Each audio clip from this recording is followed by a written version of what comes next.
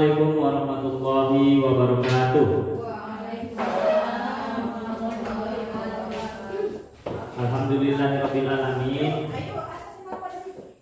Puji dan syukur adalah kita panjatkan kepada Allah Subhanahu wa taala, Tuhan yang Maha Esa, yang sampai saat ini berkat limpahan rahmat dan hidayahnya kita dapat berkumpul di ruangan SMP Negeri 13 yang kita cintai ini.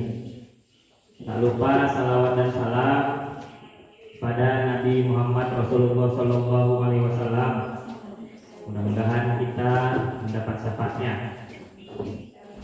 Yang kami hormati Ibu Kepala SMP Negeri 13 Tanjung Balai yang berhadir dalam acara ini, yaitu acara seminar budaya positif calon guru penggerak angkatan 6 SMP Negeri 13 Tanjung Balai.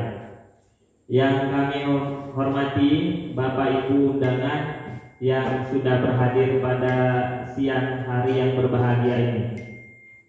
Baiklah, langsung saja kita ke susunan acara seminar budaya positif calon guru penggerak angkatan 6 SMP Negeri 13 Tanjung Balai.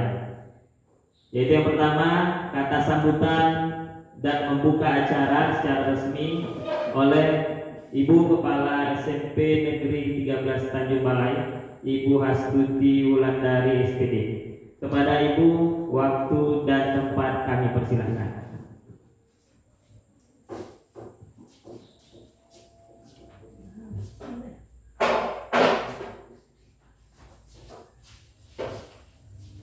Assalamualaikum warahmatullahi wabarakatuh. Alhamdulillahirabbil alamin, yang tak pernah lepas kita panjatkan kepada Allah Subhanahu wa taala, yang mana pada hari ini, siang hari ini kita masih dalam keadaan sehat walafiat sehingga bisa melaksanakan kegiatan seminar yang dilaksanakan oleh CGP.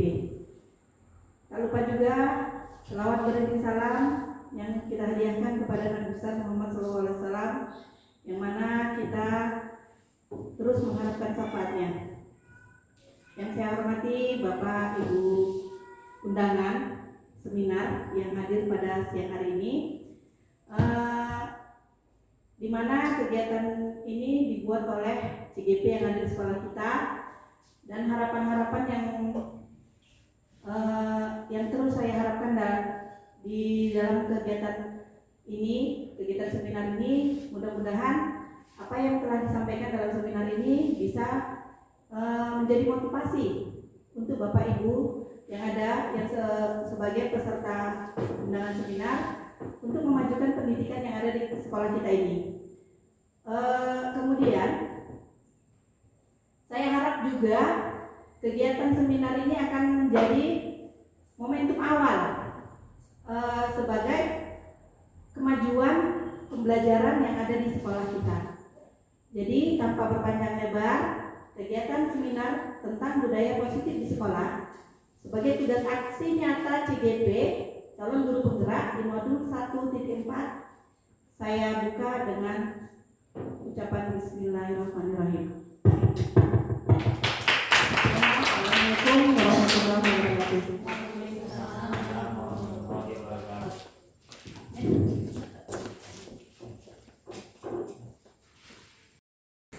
Baiklah Bapak Ibu guru hebat yang masih berada di ruangan ini, terima kasih, dan kita lanjutkan kembali acara kita, yaitu presentasi yang akan disampaikan oleh Ibu Supla Irina SPI, lanjutan mengenai budaya positif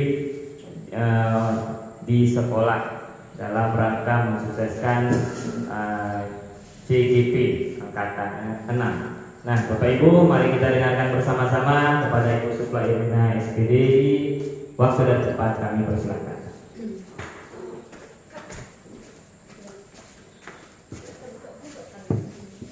Assalamualaikum warahmatullahi wabarakatuh. Waalaikumsalam. Selamat siang kepada rekan-rekan semuanya. Terima kasih masih bisa bertahan sampai waktu yang saat ini. Alhamdulillah kita sudah menikmati tadi makan siang bersama dan sudah melaksanakan sesuai dengan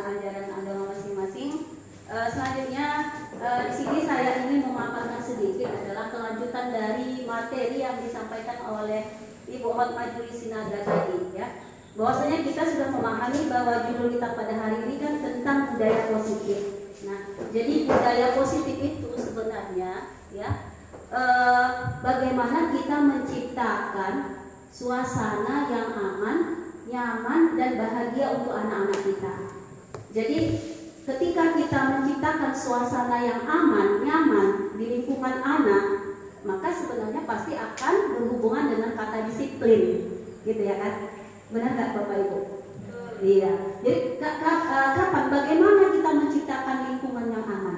Pasti kita akan berbicara tentang disiplin. Nah, terkadang kita membuat kedisiplinan itu menurut kita dengan memakai tadi yang seperti yang disampaikan oleh Bu Hotmajuri, misalnya dengan memakai hukuman.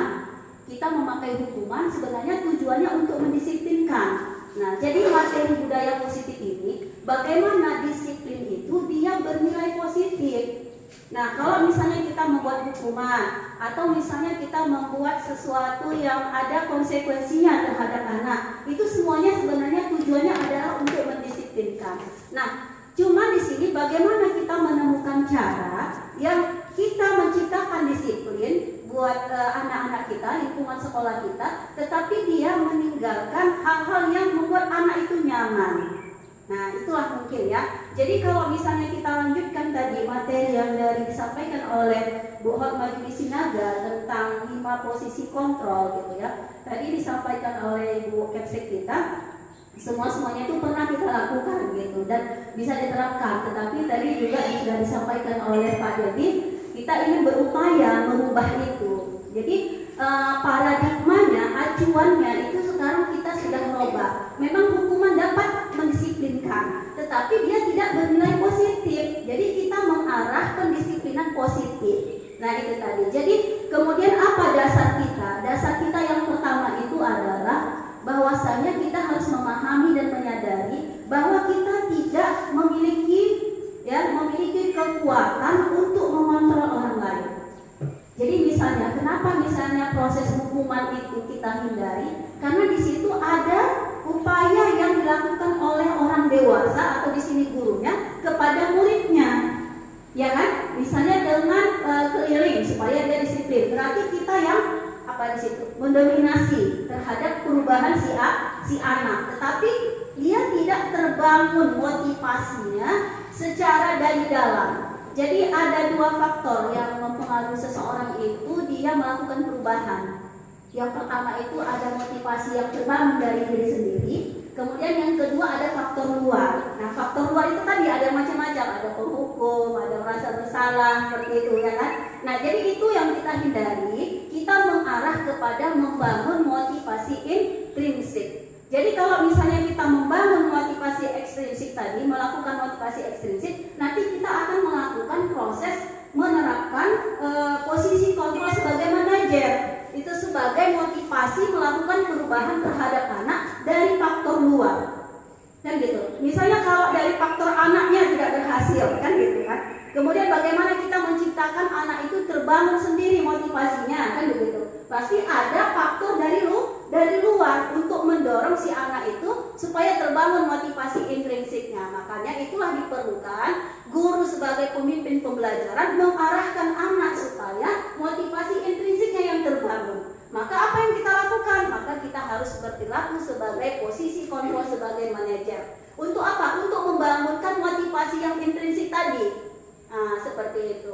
Ya, jadi ketika misalnya kita tidak menerapkan motivasi intrinsik, maka anak itu akan melakukan perubahan karena takut karena gurunya. Jadi ada 3 motivasi manusia melakukan perubahan.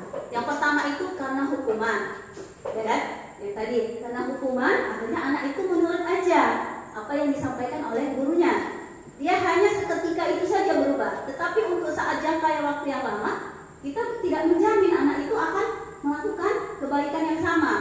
Yang kedua, seseorang itu melakukan perubahan atau termotivasi untuk melakukan perbuatan karena ada penghargaan, ada iming-imingnya, atau ada kalau misalnya kamu kerjakan tugasmu, kamu akan naik nilainya, gitu kan? Itu berarti dia penghargaan. Anak itu melakukan perubahan karena adanya penghargaan yang diberikan oleh gurunya. baik secara ucapan ataupun memang misalnya dia melakukan hadiah ya.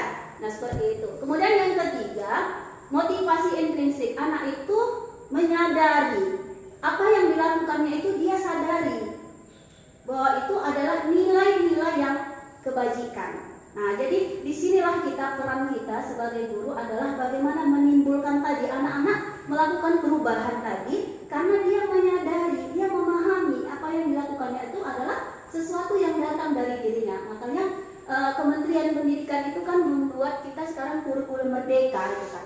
Jadi anak-anak itu diberikan kemerdekaan dalam apa? Dalam melakukan bagaimana menyelesaikan masalah ini ya, gitu.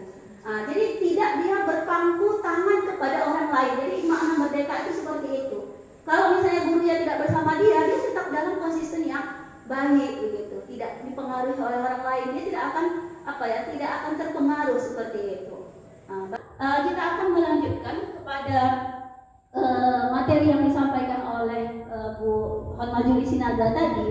Setelah kita mengetahui posisi kontrol di sini, maka kita akan berupaya bagaimana menerapkannya di dalam lingkungan kita, yaitu lingkungan sekolah terutama ya. Sebenarnya kalau menerapkan posisi kontrol itu tidak hanya dibutuhkan di sekolah Bapak Ibu, tapi kita selaku sebagai orang tua di rumah kita juga bisa membangun itu kepada anak kita, supaya anak itu memiliki tanggung jawab, memiliki kemandirian, kemudian mereka itu menjadi orang yang ketika ada masalah dia bisa mencari solusi sendiri tentang terkait permasalahan yang dihadapinya. Nah, inilah yang perlu kita usahakan. Memang tidak mudah, tapi kita berusaha untuk mengajarkan itu, langkah-langkah itu kepada anak-anak kita, mereka supaya mandiri dalam melakukan proses perubahan terhadap dirinya. Saya mengambil tindakan apa ya kalau misalnya ada masalah ini? Makanya mandiri itu memang butuh proses ya kesananya itu gitu. Misalnya kalau anak misalnya waktu umur 5 bulan, 6 bulan, perlakuan kita kan beda dengan untuk anak yang 10 bulan misalnya, ketika dia proses untuk belajar berjalan gitu kan. Jadi ada yang sudah agak dimulai dilepas-lepasin gitu kan. Tapi kalau kita misalnya terus pegangin tangannya, maka dia akan lama dalam belajar berjalannya gitu. Kenapa? Karena dia tidak kita berikan gitu. Kita tidak berikan keluasan dia dalam mengatasi permasalahan yang sedang dihadapinya.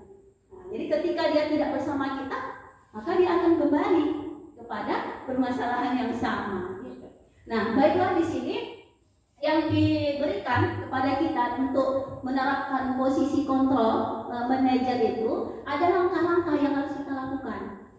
Langkah-langkah itu yang pertama itu ya disebut di sini adalah segitiga restitusi. Segitiga restitusi ini ya kita akan memulai dari garis yang paling bawah.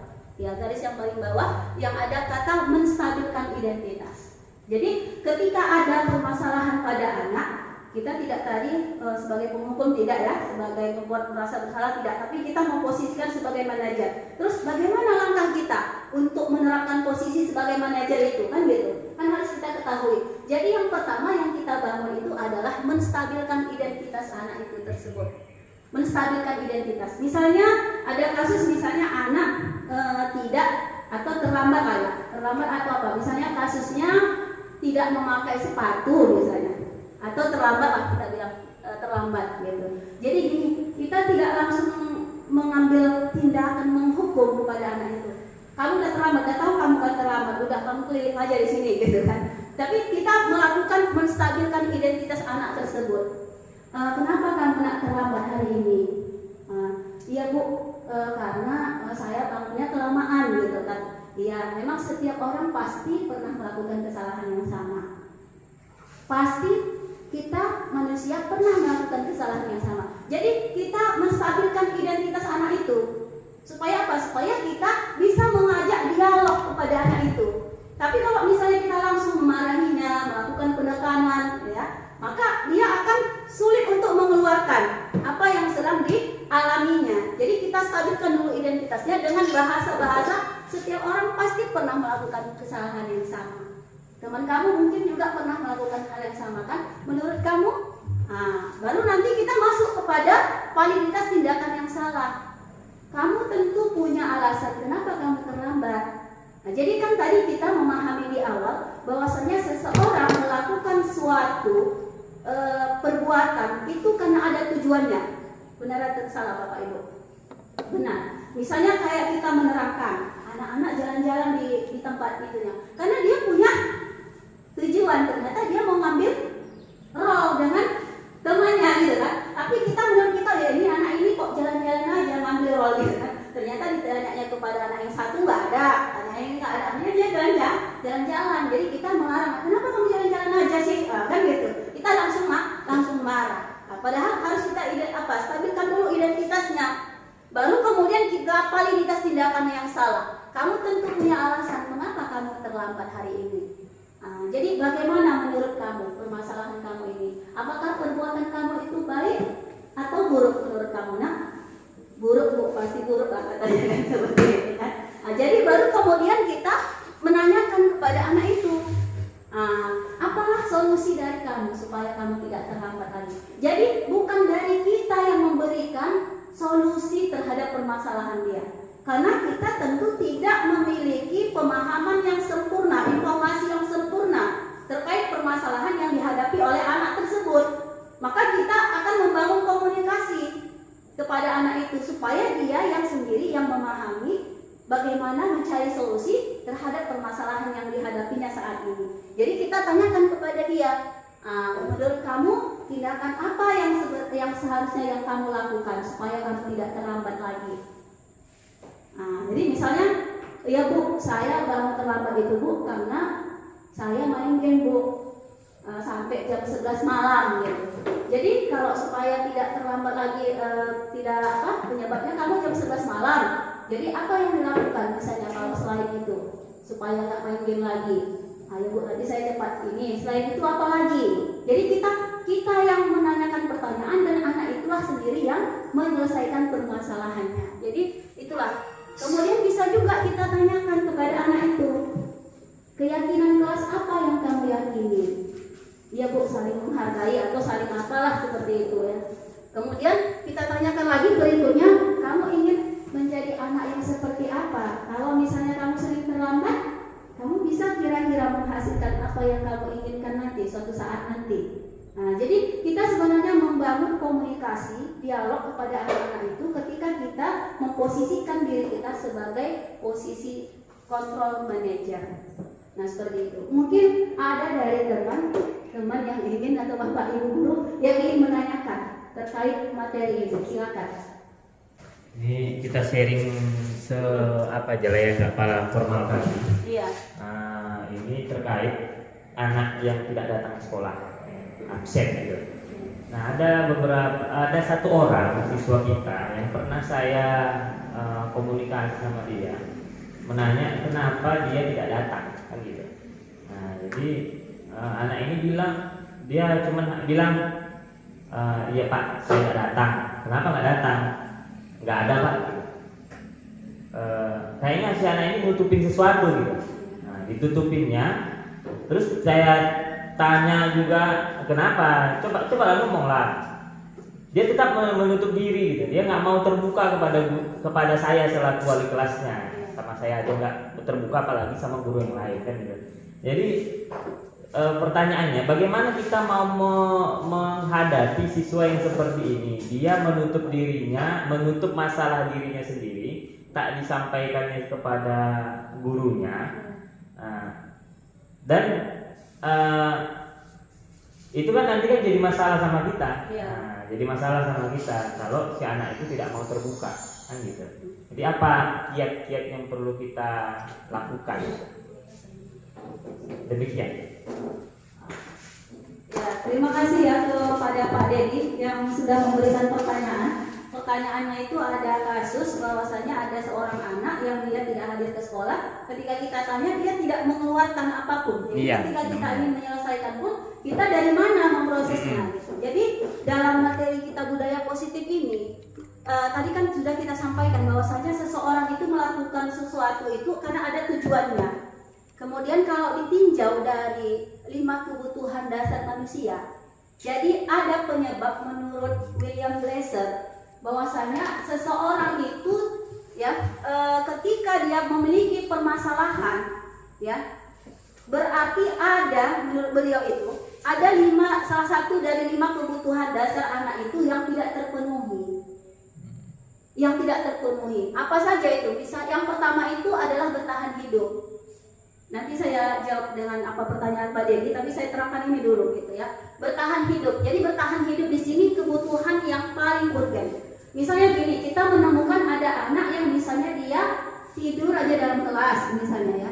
Bisa jadi karena anak itu kebutuhan dari bertahan hidupnya yaitu kebutuhan sandang, kebutuhan pangannya terutama tak terpenuhi. Mungkin anak itu kondisinya sedang lapar. Nah, jadi berarti ada faktor anak itu tidak melakukan sesuatu yang sesuai yang benar tadi. Ada faktor pendukungnya. Bisa jadi di antara 5 kebutuhannya ini tidak terpenuhi pada saat itu.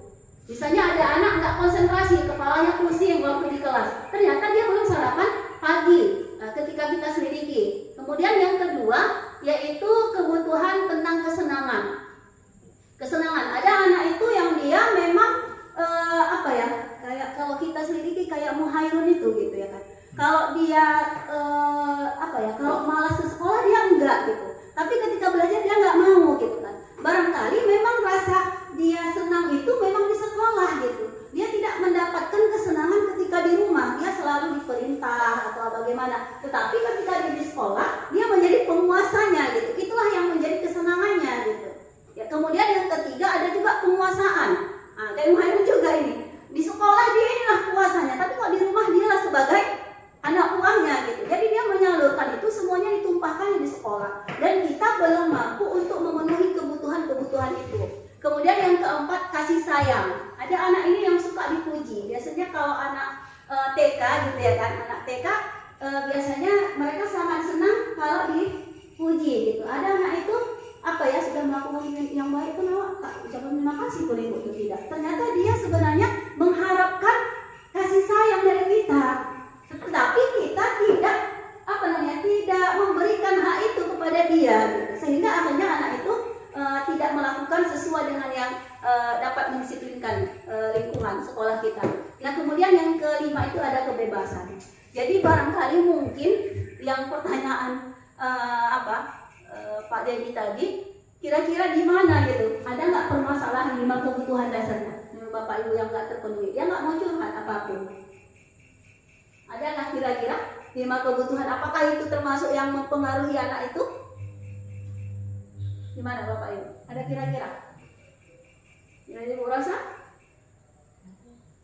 Ada kira-kira kalau menurut pengamatan kita dengan anak yang seperti itu di mana dia permasalahannya? Apakah di 5 kebutuhan dasar ini ada yang tidak terpenuhi? Pertanyaan Pak Dedi, kalau saya tidak salah, bagaimana menangani anak yang jarang datang, tetapi ketika kita tanya alasan dia datang, tidak datang, kita tidak mau memberitahukan dia ya. Tentunya kita susah untuk menstabilkan identitasnya, mencari alasannya. Nah, salah satu faktor yang paling utama kita juga tidak lepas dari peran orang tua. Saya rasa seperti itu. Nah, di sini kita juga sebagai wali kelas boleh melakukan pendampingan anak dengan terlebih dahulu kita menjelaskan atau menstabilkan kondisi anak dari orang tua.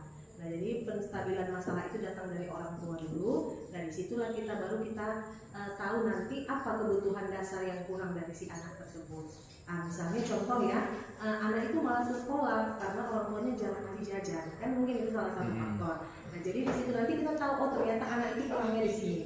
Anak itu malas sekolah karena orang tuanya nggak pernah membangunkan pagi, sehingga anak itu nggak bangun pagi, terlambat sekolah, jadi nggak sekolah. Kalau anak nanti kurang kasih sayang dari orang tua. Jadi langkah pertama yang saya rasa Pak Dedi, kita stabilkan dulu identitas anak itu. Kita jangan menyatakan si anak itu malas. Kita stabilkan dulu identitas anak dengan berkomunikasi dengan orang tua. Setelah nanti kita dapat komunikasi dengan orang tua, maka kita tahu nanti kebutuhan dasar anak apa yang belum terpenuhi. Maka marilah bekerja sama dengan orang tua dalam memenuhi kebutuhan dasar anak. Mudah-mudahan kalau kebutuhan dasar dari si anak tersebut sudah terpenuhi, maka solusi dari permasalahannya bisa kita selesaikan. Ya, mungkin itu ya bisa ya Pak Dedi. Jadi memang mungkin intinya di 5 kebutuhan dasar, tapi kita tidak mampu menggali dari anak itu. Jadi kita membangun komunikasi kepada orang tuanya. Seperti itu. Jadi untuk ketika memang kita menerapkan posisi manajer ini memang secara teori memang sepertinya mudah, tapi ternyata ketika di lapangan sangat sulit memang.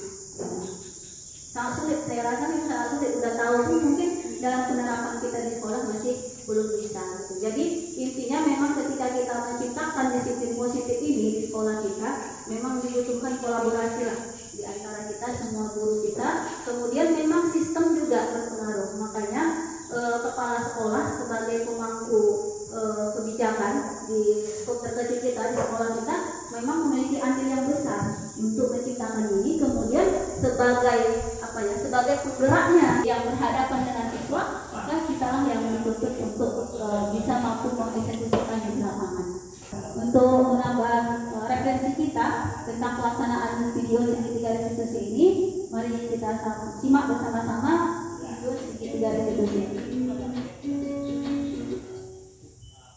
Salam dan bahagia Ibu dan Bapak guru hebat. Pada video kali ini kita akan membahas tentang salah satu program disiplin positif yang diterapkan di lingkungan sekolah yang dikenal dengan nama restitusi.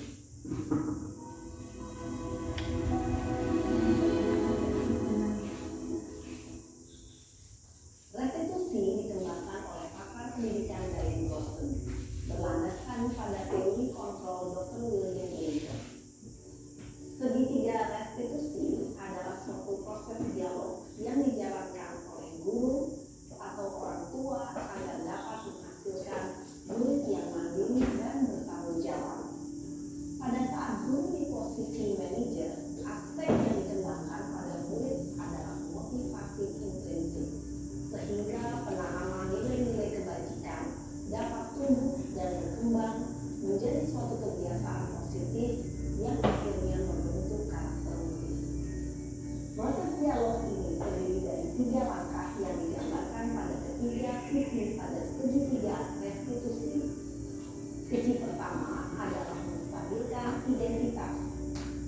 Sisi yang kedua adalah validasi tindakan yang salah.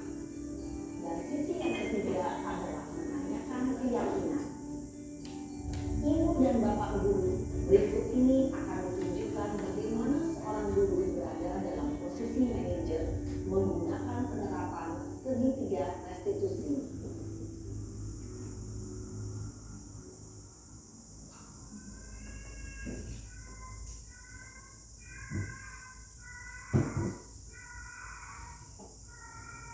Iya, Sarah.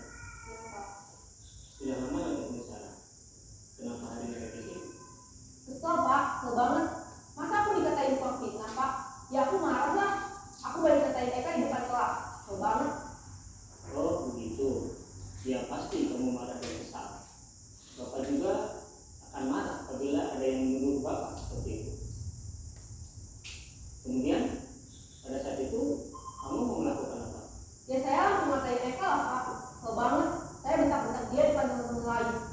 Oh begitu. Pasti kamu melakukan seperti itu karena suatu alasan tertentu kan? Iyalah, maksud saya diam saja Pak. Ya saya bela diri lah.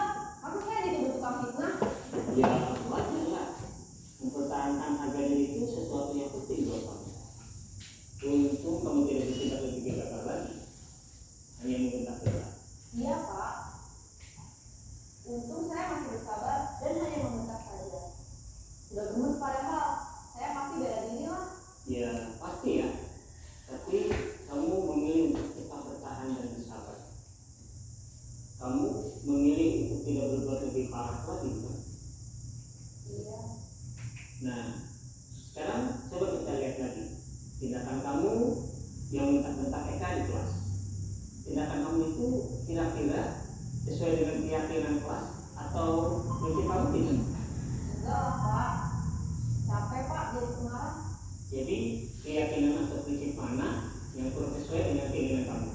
Ya saya sebenarnya sangat menghargai orang lain. Mungkin saat itu saya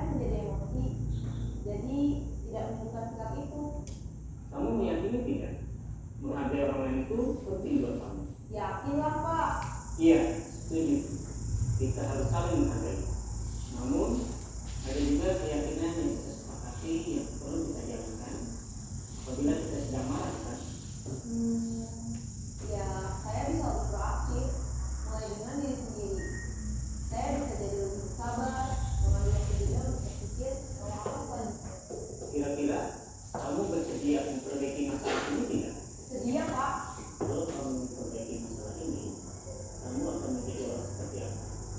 Saya akan menjadi orang yang bertanggung jawab, Pak, ya, Pak. Dan senantiasa proaktif. Iya. Menurut kamu, bagaimana rasanya menjadi orang seperti itu? Ya nyaman lah, bangga bisa bersabar dan tahan diri. Baiklah kalau begitu. Yuk kita pikirkan bagaimana memperbaiki masalah ini. Ya. Ibu dan Bapak Guru hebat. Itu tadi ya Bapak Ibu, cara-cara penerapan segitiga restitusi ketika kita memposisikan kita sebagai posisi controlling manager. Mudah-mudahan pertemuan kita pada siang hari ini bisa memberikan hal yang terbaik nanti ke depannya untuk sekolah kita, dan mudah-mudahan bisa menjadi amal kebaikan kita nantinya yang insya Allah akan kita dapatkan. Wabillahi taufiq wal hidayah. Assalamualaikum warahmatullahi wabarakatuh. Waalaikumsalam warahmatullahi wabarakatuh. Ya, beri tepuk tangan dulu Bapak Ibu kepada Ibu Fatma Juli dan juga Ibu Suklairina yang sudah mempresentasikan acara kita di siang menuju sore hari ini. Baiklah Bapak Ibu guru hebat semuanya, setelah presentasi yang disampaikan oleh Ibu Suklairina tadi, maka berakhirlah acara seminar budaya positif di SMP Negeri 13 Tanjung Balai. Walaupun tidak dituduh Ibu Kepala Sekolah, marilah kita akhiri dengan acara ini dengan mengucapkan syukur kepada Tuhan. Alhamdulillah Rabbil Alamin. Baik Bapak Ibu sekalian, sebelum saya menutup acara kita ini, saya ada sedikit pantun supaya menambah warna di acara seminar kita. Boleh Bapak Ibu ya? Pergi ke pasar beli ikan sekolah, naik becak wak jenang. Melalui seminar budaya positif di sekolah, semoga kita semua jadi guru yang profesional. Ada satu lagi, beli kain di negeri perlat, kain satin berwarna merah. Setelah lulus dari guru penggerak, semoga ibu berdua jadi kepala sekolah. Guru Keriang, Guru Cendrawasih, cukup sekian, terima kasih. Assalamualaikum.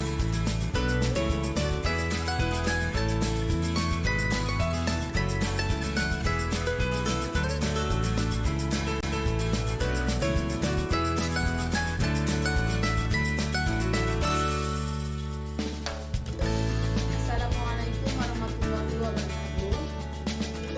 Hal yang menarik dari materi yang terkait budaya sekolah adalah bagaimana seorang guru menanamkan kebiasaan baik, bukan lewat reward atau punishment, melainkan dengan memberikan pemahaman nilai-nilai kebaikan itu sendiri, sehingga nilai kebaikan itu dipahami oleh siswa dan lahir dalam dirinya sendiri. Nah, yang akan saya lakukan ke depannya adalah menerapkan atau mengimplementasikan kepada siswa ini agar tertanam nilai-nilai kebaikan sejak dari usia dini. Assalamualaikum warahmatullahi wabarakatuh.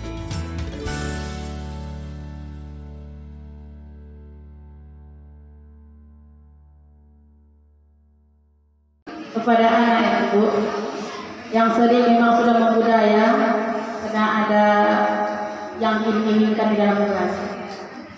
Ketika saya sampai di sekolah jam 6.50, jam 6.55, anak-anak sudah ada berada di dalam. Jadi saya tanyakan, "Nak, kenapa cepat datang? Sementara gurunya belum datang, pintunya masih berkunci." "Iya Ustazah, anak mau dapat bintang dari Ustazah." Itu. Bintang apa? Bintang cepat datang, bintang sholat. Jadi memang ada motivasi di situ dari gurunya. Jadi yang saya tanyakan, ini kan Bu sudah dari dulu membudaya, ini motivasi sebagaimana yang saya sudah sampaikan.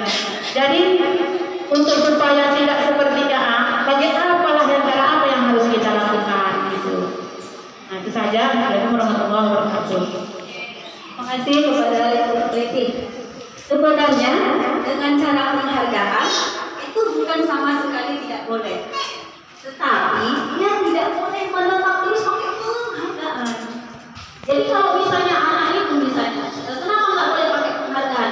Dia bukan nggak boleh, dia boleh, tetapi kita jangan terus-terusan membangun kebudayaan dengan memakai penghargaan. Paham? Maksudnya di situ paham? Kenapa kita nggak boleh misalnya terus-terusan seperti itu? Karena bisa jadi guru Ustazah Betty kira-kira dalam setahun itu ada nggak dia mungkin nggak hadir? Ada. Jadi kalau misalnya guru yang didoakan anak itu tadi yang ngasih penghargaan tadi nggak hadir, anak itu akhirnya tidak mau melaksanakannya. Jadi boleh kita memakai penghargaan itu boleh, tetapi jangan menetap. Kita harus mengarah kepada dia membangun motivasinya sendiri dengan meyakini kebajikan-kebajikan. Nanti tahap nanti Bu Rostinda bisa menyajikan bagaimana kita meyakini supaya anak-anak itu terbangun, termotivasi dia dengan sendirinya, bahwasanya dia menyadari apa yang dilakukan itu adalah sesuai dengan yang dipercayainya, sehingga tidak ada lagi orang yang berhak lagi merusak sesuai dengan apa yang konsep yang sudah dipahami.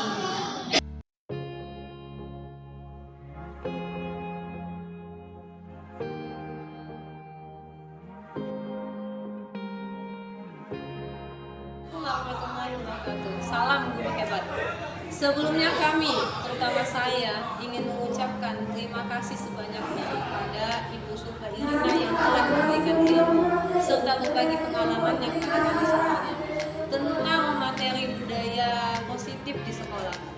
Dari materi inilah kami mengetahui dan memahami bahwasanya punishment serta hadiah yang diberikan kepada anak untuk atau agar anak melakukan budaya positif itu bukanlah hal yang baik, karena ketika kita memberikan hadiah maka si anak hanya akan melakukan kebaikan itu karena dia ingin mendapatkan hadiah itu, ataupun ketika kita memberikan punishment ketika si anak melakukan kebaikan itu budaya kebaikan tadi karena ia takut dengan punishment yang diberikan oleh guru. Maka dari itu dari materi ini kita akan dapat menyimpulkan bahwasanya dalam rangka untuk membuat si anak melakukan budaya positif itu yakni memberikan terlebih dahulu pemahaman kepada dia tentang nilai-nilai kebaikan itu sehingga ia paham untuk apa dan mengapa dia melakukan nilai kebaikan itu. Selain daripada itu, contohlah yang paling penting, sang guru memberikan contoh kepada si anak sehingga ketika anak melakukan budaya positif itu bukan karena ingin hadiah atau karena takut dengan punishment, tapi karena ia lahir dalam dirinya sendiri. Dari materi ini, hal kedepannya yang ingin saya lakukan adalah menerapkan sistem itu tadi, yakni terlebih dahulu memberikan pemahaman kepada si anak, lalu memberikan contoh kepadanya. Insya Allah kedepannya si anak akan benar-benar melakukan budaya positif itu karena lahir dalam dirinya sendiri. Mungkin ini yang saya sampaikan, lebih dari mohon maaf. Assalamualaikum warahmatullahi wabarakatuh.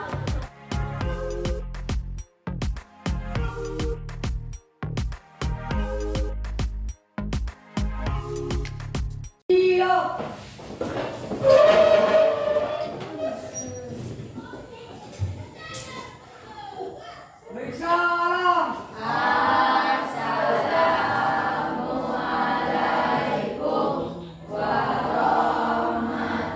warahmatullahi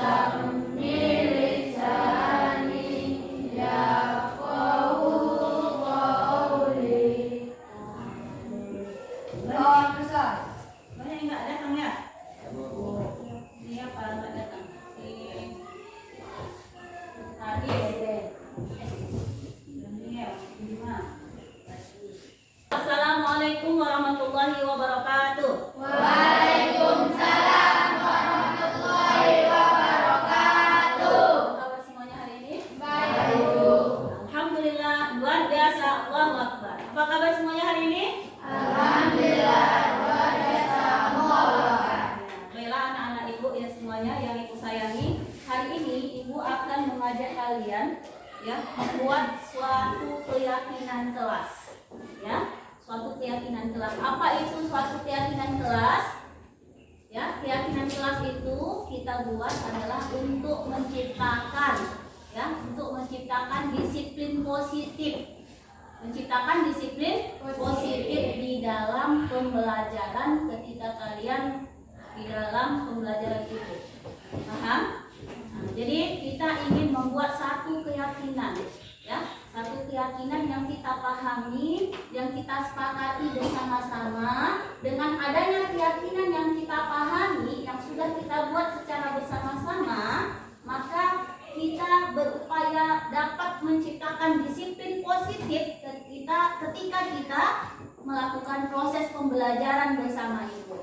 Paham ya, Nak? Oke, ya. Mudah-mudahan ini adalah sarana kita supaya kita lebih baik lagi ke depannya dalam mengikuti pembelajaran. Ya, baiklah anak-anak Ibu. Di sini Ibu akan membagikan satu kertas kepada setiap orang. Nah, kamu tuliskan, boleh 1 atau 2, ya, keyakinan yang ingin kamu tuliskan, apa yang mau kamu ingin ciptakan, ya, di dalam kelas kita selama proses pembelajaran, dengan keyakinan yang bersama kita bangun itu tadi, tercipta keamanan untuk semua teman-teman kita, ya kan? Kamu ada nggak pernah mengalami tidak nyaman dengan teman kalian? Nah, pernah nggak? Pernah. Itu juga terkadang tidak aman, tidak nyaman Ibu misalnya, ya kan? Nah, tapi kan kita tidak bisa mengubah seseorang itu, kita marahin dia, kita pukul dia, kan nggak boleh, ya kan? Nah, jadi supaya kita menciptakan disiplin positif di kelas kita, supaya juga semuanya menjadi aman, nyaman di sini, maka kita harus membuat kesepakatan bersama. Apa kira-kira yang ingin kita bangun secara bersama, sehingga keyakinan itu bisa menciptakan suasana yang enak untuk semua warga yang ada di kelas ini. Mau nggak? Mau kan? Nah, mau. Oleh sebab itu, silakan berekspresi apa yang ingin kamu tuliskan, ya, di sini. Tidak Ibu larang apa. Misalnya Bu, jangan jalan-jalan Bu, gitu. Nah, atau misalnya Bu, kalau ada yang minjem pulpen Bu, nah, izin Bu dikembalikan, misalnya, ya kan? Nah, Kak, kasihkan ke belakang, Kak. Nah, kasih ke temannya. Tadi kita sudah menuliskan di kertas yang sudah Ibu berikan. Sudah selesai semuanya? Sudah, Bu. Nah, sudah. Baiklah, sekarang ini kita akan kumpulkan, kita tempelkan di depan papan tulis kita. Silakan kepada anak-anak Ibu. Silakan. Sini, kamu tempel. Silakan tempel ke depan. Maju ke maju mari. Maju mari. Siapa lagi? Ya, silakan.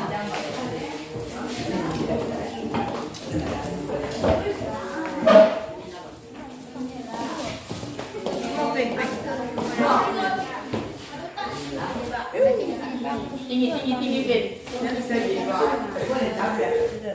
Jangan dicapai. Udah. Apa lagi? Udah. Sikit lagi. Kau tahu nggak backpack? Kau tahu nggak?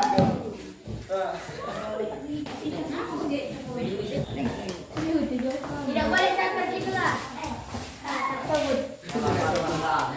Terima kasih kepada anak-anak Ibu semua yang sudah menuliskan keyakinannya yang ingin dibangun, ya. Nah, sekarang kita ingin membaca dulu. Di antara yang kalian tuliskan mungkin ada di sini yang sama, ya. Misalnya ini pendapat saya di dalam kelas, ketika ada teman yang ingin memberikan pendapat, maka pendapatnya itu harus dihargai. Tidak boleh membuli teman, tidak boleh ribut, tidak boleh lari-lari, tidak boleh mencontek di kelas, tidak boleh di dalam kelas. Ingat bersama ya. Kemudian tidak boleh bercerita. Oke.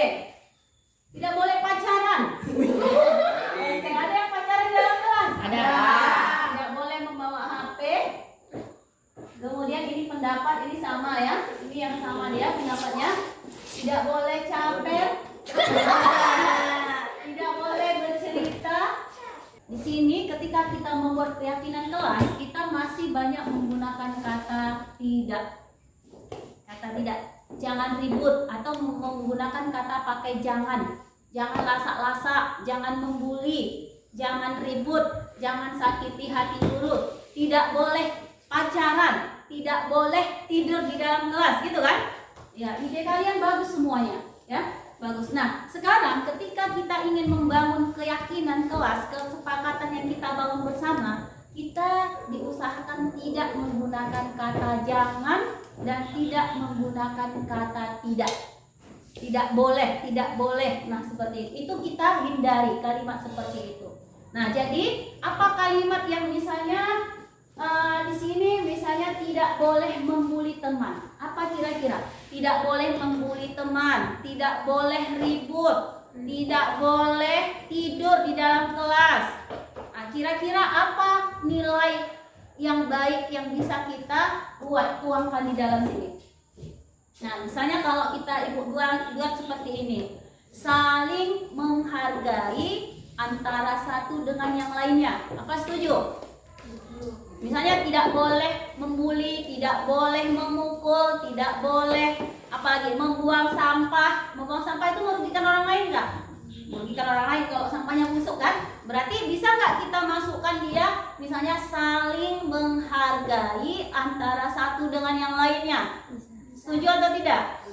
Setuju. Oke, berarti kita tuliskan ya, saling menghargai satu dengan yang lainnya.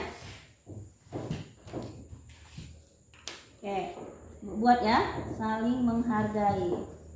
Nah, di sini ada kalian menuliskan tidak tidur ketika belajar.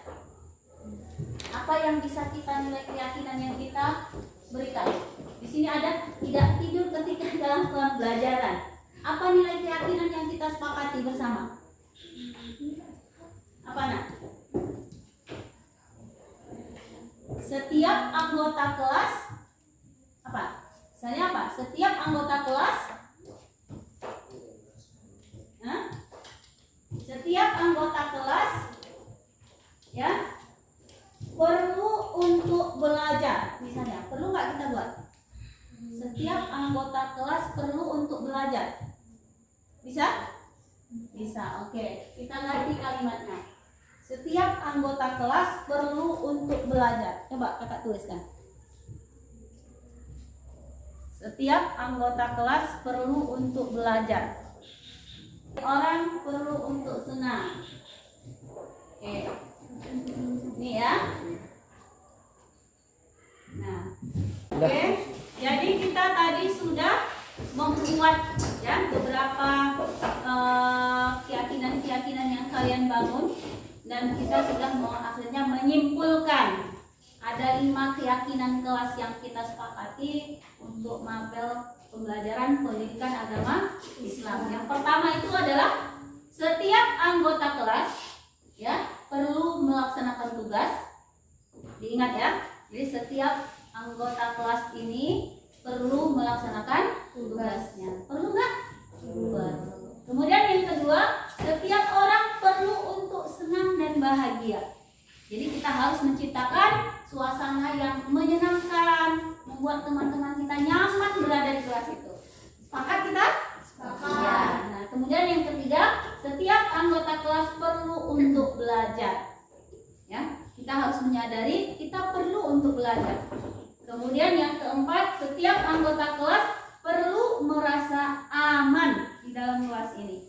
Ciptakan keamanan. Kemudian yang kelima adalah setiap anggota kelas perlu saling menghargai. Nah, inilah kesepakatan kelas kita. Ya, ketika bersama Ibu, mari kita sepakati ini, kesepakatan ini yang kita sudah bangun bersama-sama. Mari kita jalankan dengan sebaik-baiknya agar suasana lingkungan kelas kita menyenangkan buat orang-orang yang berada di kelas ini. Paham ya? Jadi nanti ini akan Ibu tempelkan ya di dalam kelasmu supaya kau baca-baca dan kita sepakati ini menjadi kesepakatan bersama Ibu. Ya, diingat, ya, dilihat dan dan diamalkan. Setuju? Oke. Udah mulai.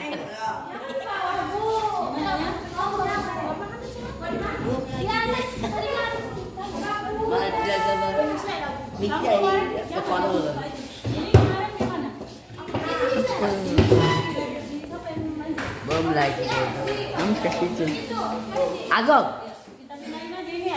Itu datang jauh kamera tuh. Coba lihat, miring apa enggak? Miring saya. Miring enggak miring? Udah nak?